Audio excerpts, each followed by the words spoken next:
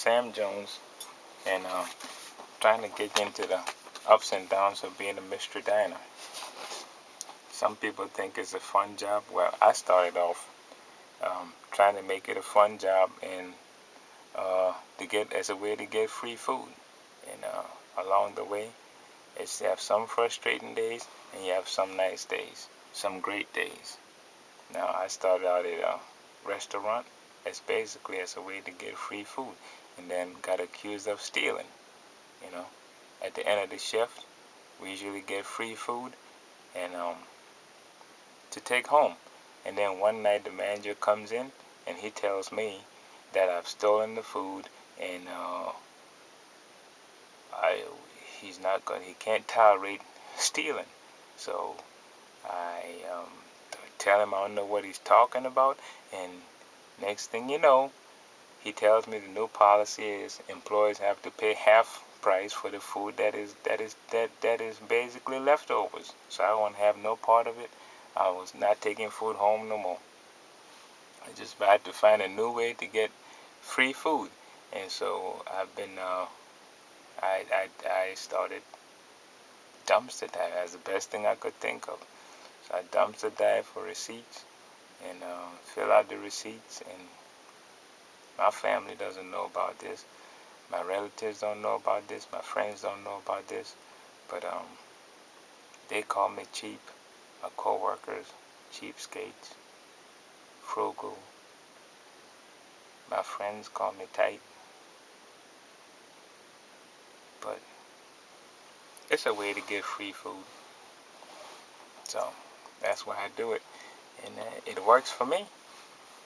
I call it 2-for deal. You fill out the receipt or you go and buy food at one price and you get 2 meals in return because you get the meal you paid for, and you fill out the survey and you come back and you put in the mail and you come back later on 4 days later and you have a free meal. 2-for deal. Now, I started off in the French restaurant. I filled out a survey and that was my first voucher. When it came back in the mail, I had a free loaf of French bread. Hot and fresh out of the kitchen is the best thing. You know, it's the best. It goes with almost any meal. Hot, fresh French bread. Smells great. I can smell it now just talking to you all about it. So I moved on from that to an Asian restaurant where I mystery dined at, and got sushi rolls and crab rolls are what I ordered. Combination of fried rice and a side of seafood in stuffed dumplings. And most people like the soy sauce, but I'll go with the eel sauce if they have some, and it's great.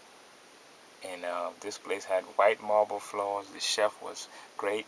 He was impeccably dressed. The waiter was great too as well, and well dressed. And 3 minutes later, he comes back and tells me that lunch has expired.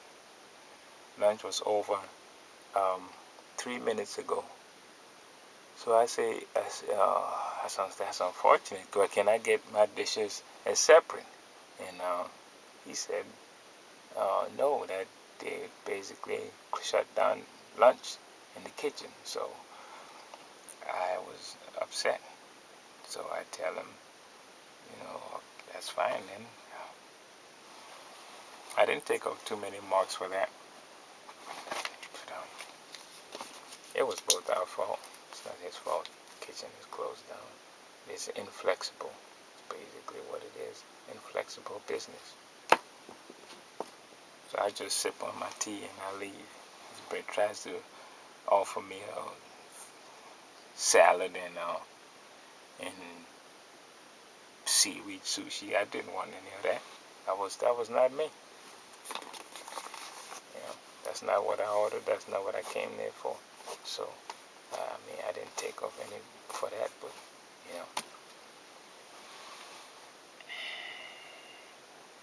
Anyways, I once did an Italian restaurant pizza where I was going in. I felt to eat a good Italian pizza dish or something like that.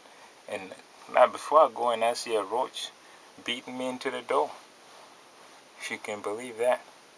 And I go in there and anyways, and the restroom, head straight to the restaurant, looks like a bomb going off in there. Toilet paper all over the floor, pools of water all over in the restroom. Don't know if that was human urine or saliva.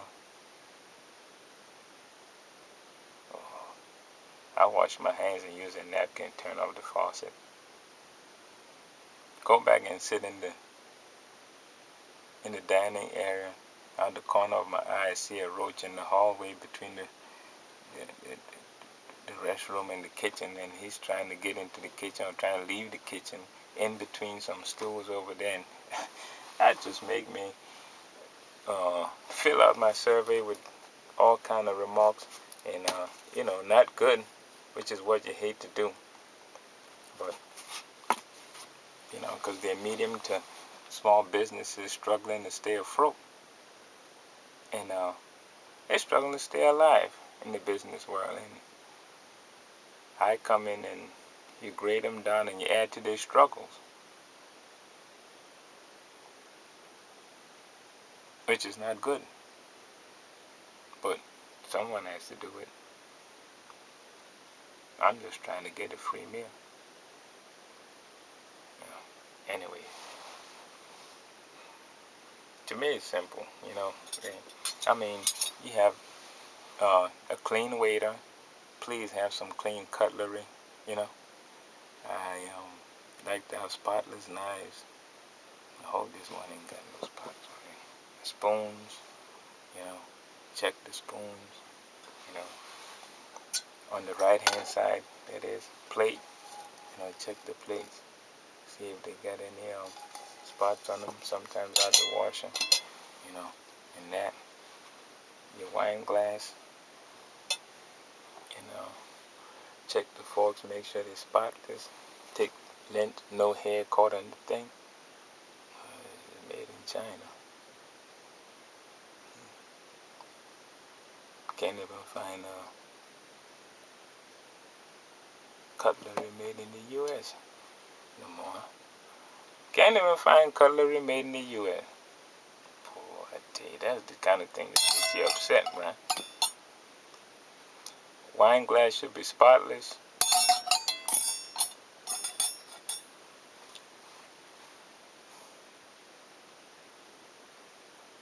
Kids, wash your hands before you dine. Waiters, wash your hands. We don't need twice the amount of germs. Parents coming back talking about food poisoning when it's just a clear case of the kids and the waiter not washing their hands. You got twice the amount of germs. Well, when people get sick, right?